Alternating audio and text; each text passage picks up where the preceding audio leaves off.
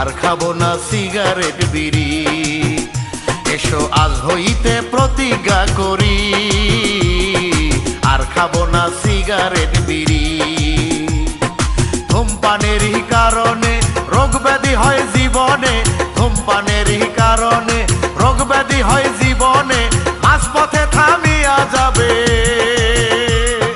মাঝপথে থামিয়া যাবে জীবন নামের গাড়ি।